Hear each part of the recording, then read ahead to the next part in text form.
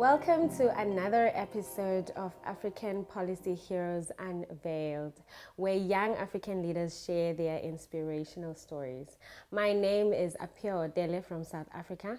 I'm a young African leader fellow at the Florence School of Transnational Governance. Today we have a very, very special guest, the first female presidential spokesperson of Libya. Najwa Wheba. Najwa. Thank you so much, Apiwe. Welcome. Thank you for having me here. How are you? I'm good. I'm so excited to start this conversation with you. Thank you. Thank you so much for taking the time. So tell our viewers a little bit about yourself. Who is Najwa? I am a Young African Leader Fellow with Apiwe. I am a Libyan. I love to introduce myself as journalist. I worked over 10 years as journalist in Libya. I started as a radio person. I started as relatively young age. I was 18 when I started working for radio. So I worked on myself slowly, like step by step, until I moved later to work on TV. And I worked also on field as a reporter for some foreign international news agencies. Nice.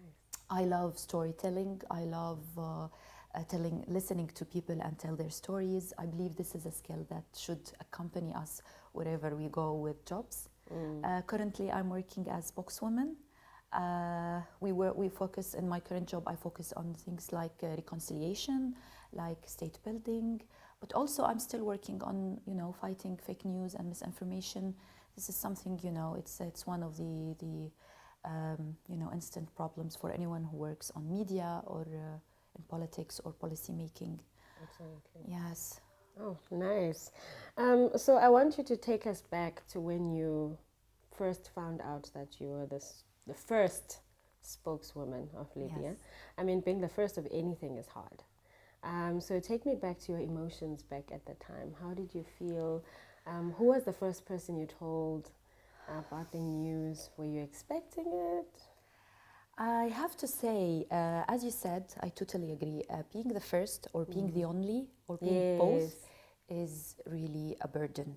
It's full of anxiety, it's full of expectations by your own self and from others. Yeah. How people are expecting from young people, especially. They always expect a lot, and I love that.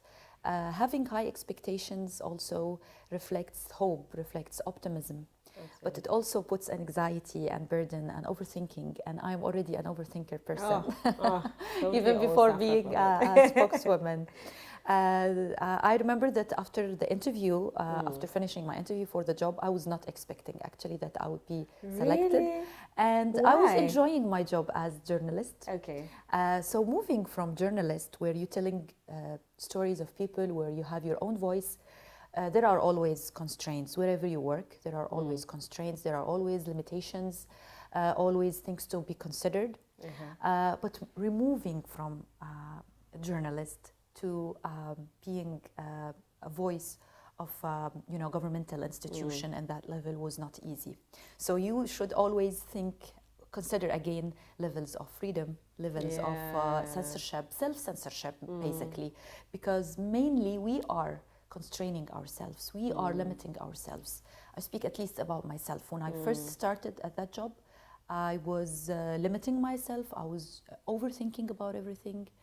You think about yourself, your own space, your own voice, your own presence, your own future, but at the same time, you're representing an institution in a certain context in Libya, because it was, and still now, we're enjoying relative peace, relative stability, but it's not the whole perfect situation that people are expecting. So I had a lot of expectations. I was lucky enough to have a very supportive family. They kept encouraging me to go for the opportunity. They believed in me. So it was not easy, especially the beginning. And I still say that being the first and being the only, people always see it only as a privilege, but it's also a hardworking and it's it's something that you should, it's like a treasure that you should keep until you hand over to someone else.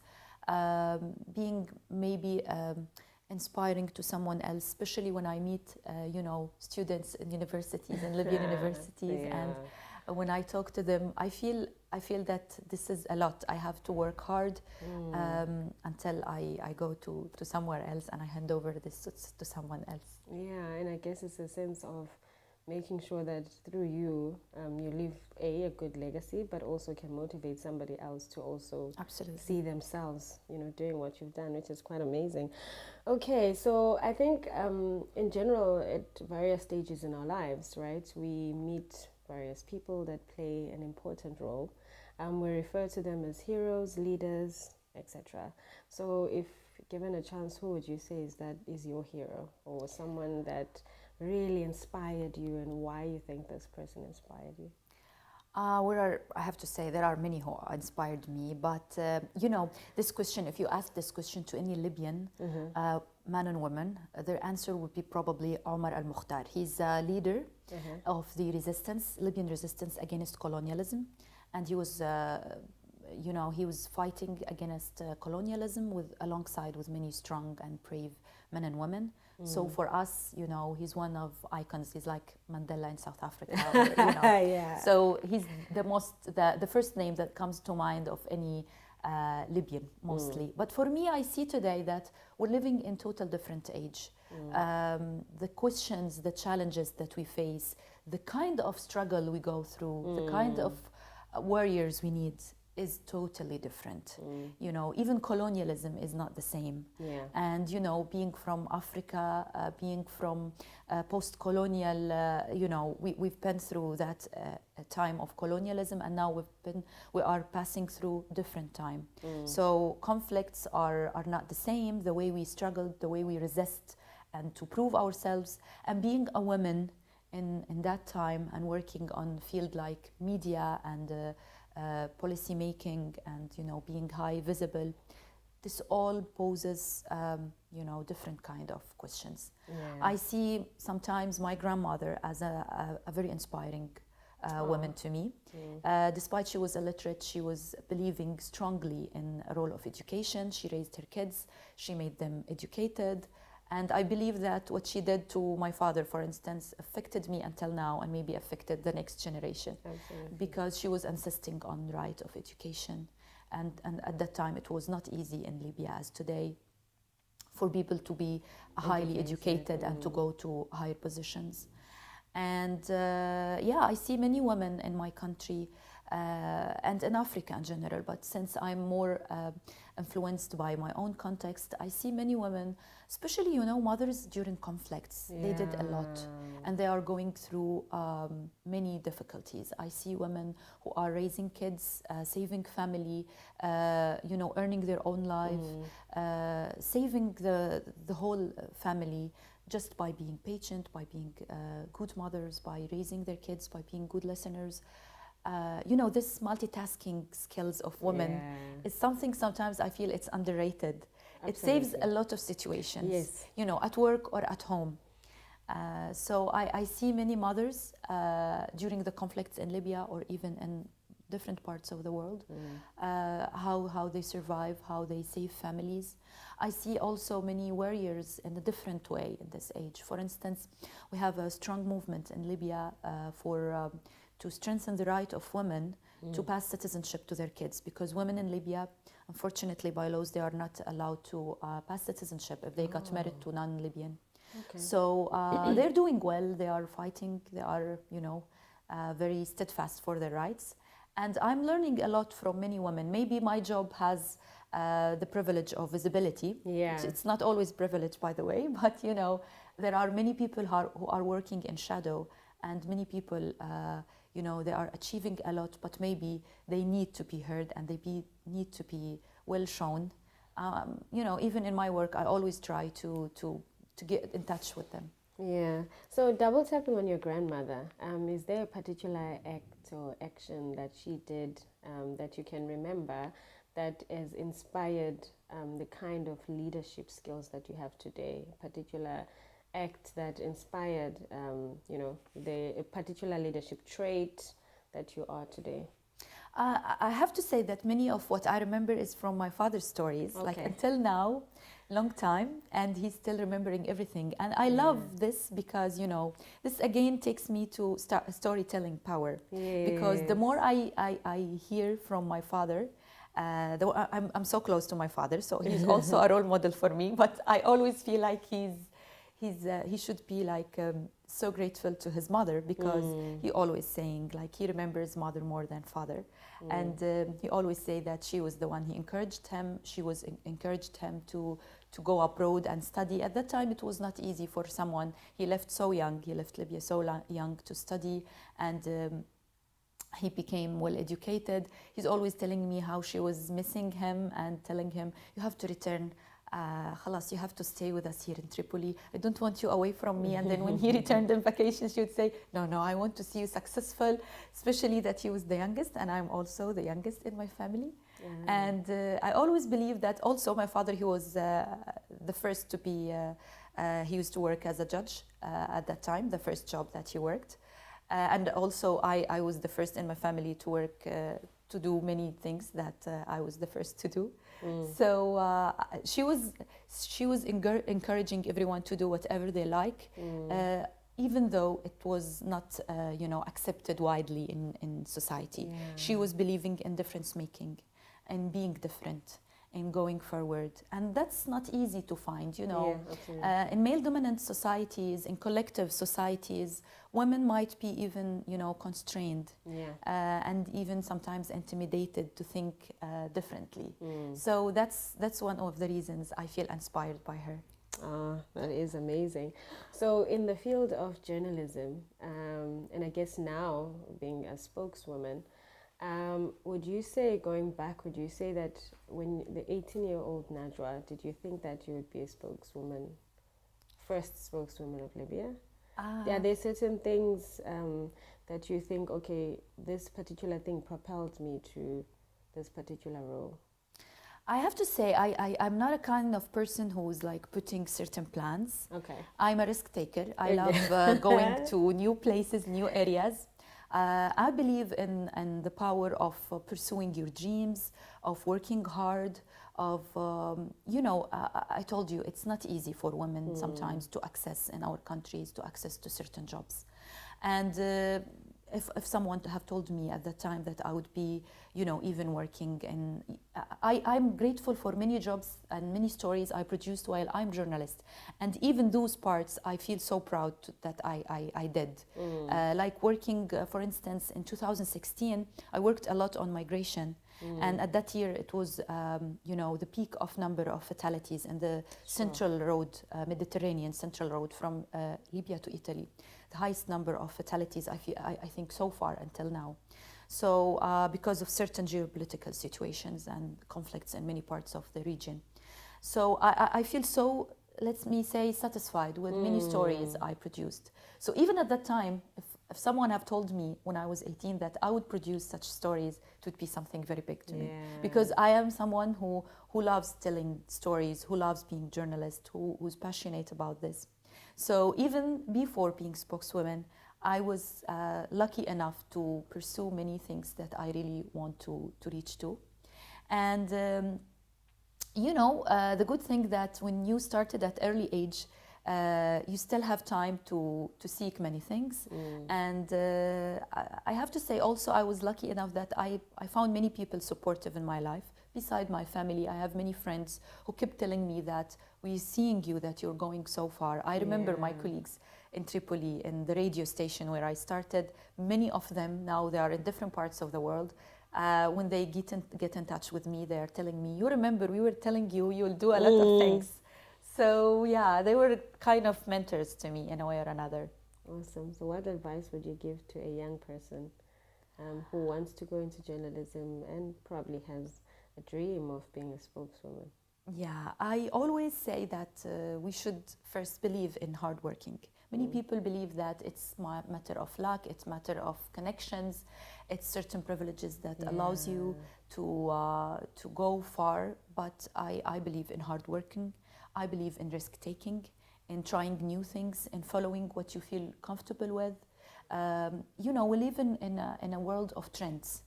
There is a trend of something, so we follow it. For me, you know, it takes me a while to reach there, to feel comfortable with what I'm strong of, to do what I feel like I'm comfortable in. You know, this trend puts you under pressure in a way or another that you should be part of certain things. Yeah. Now everyone is speaking about this. Yeah, Mm. it's everyone is speaking about this trend, so we should focus on. But you know, being also unique or being your own self and stick to that and work hard is also really important. For instance, I always give advices to younger people, especially who are like in late high schools or about to start college, to focus on learning languages, to improve their skills of you know, technology. Technology is rapidly advancing. We have to be always there to catch this technology. So I believe that learning, education, and being open to others, being open to opportunities and going far. Because if you were intimidating yourself and just telling yourself that maybe it's not time yet, maybe we should wait, you might lose many opportunities. Yeah, awesome. Earlier on, you said your father is one of your role models.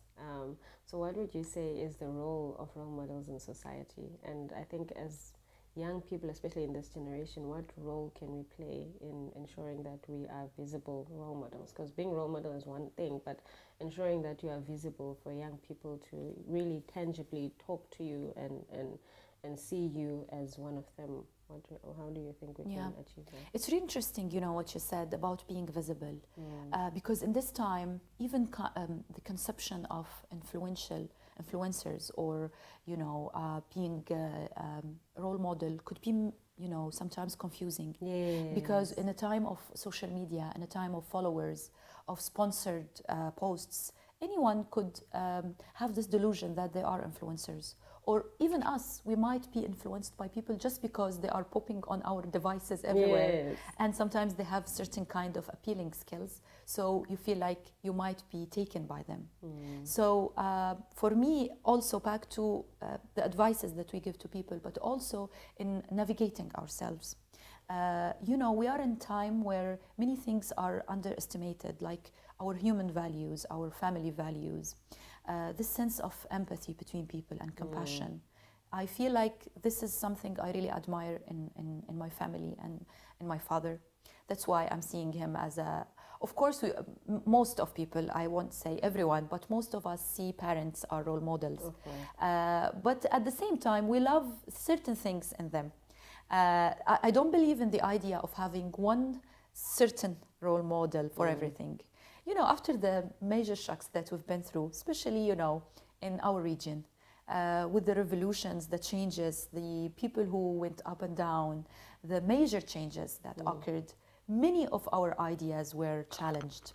And that's healthy, I have to say. It might shock you a bit, but it's healthy that you challenge your ideas, that you change your assumptions and challenge your assumptions. So I believe that I'm following certain characteristics in whoever I take as role model. As I said, compassion and empathy, the generosity. And when I say generosity, it's not materialistic. It's being someone, you know, down to people, listening to people, sharing their own experiences. It's not only being impressed by what you are telling about your life, but also sharing even your weak parts, even your difficult moments, being open to people. I see many people, you know, very, very vulnerable. They're showing their vulnerable parts. So I feel we are look-alike. While some other people, we took them as examples just because they glorify themselves. They're showing only how strong they are. And once you are there, you feel like we're not that strong. It puts maybe even more pressure on you. So yeah, we all need compassion. We need to be heard. We need to be, you know, someone who's showing their vulnerable part of them. Yeah, we need to be seen. Awesome. So in what ways would you say the YALP program has impacted your leadership skills? I have to say, I love the diverse group I was part of. There are some countries I've never met people from them, or even I talk closer to people from. You know, in my current job, I travel a lot, but mostly you see only officials. I'm not saying that they don't reflect not necessarily, they don't reflect, but talking to people from universities, from different backgrounds. I met in YALP, from governmental institutions, private sector, NGOs. So this diversity in backgrounds was really useful. The discussions that we had with speakers from different backgrounds, with diplomats, with officials, with activists, this kind of discussions were really helpful for me. And the questions that were asked, the quality time that we spent with people from your age but from different parts of the world. This quality time is really important. People normally, when they design a fellowship or a educative program, they focus only on time of sessions or questions or group photo. But there's time where you connect with people, you listen to their stories, you know more about their culture, and they know more about my culture. So discussions were really important, but also the quality time I spent and the new friends I make. Oh, that is nice. Thank you so much for taking the time to have this conversation with us. This brings us to the end of our session today. Please follow Najwa and on her journey as she continues to break grounds in this male-dominated environment. Of course, as usual, like, comment, subscribe, and follow the STG YouTube page. Peace out.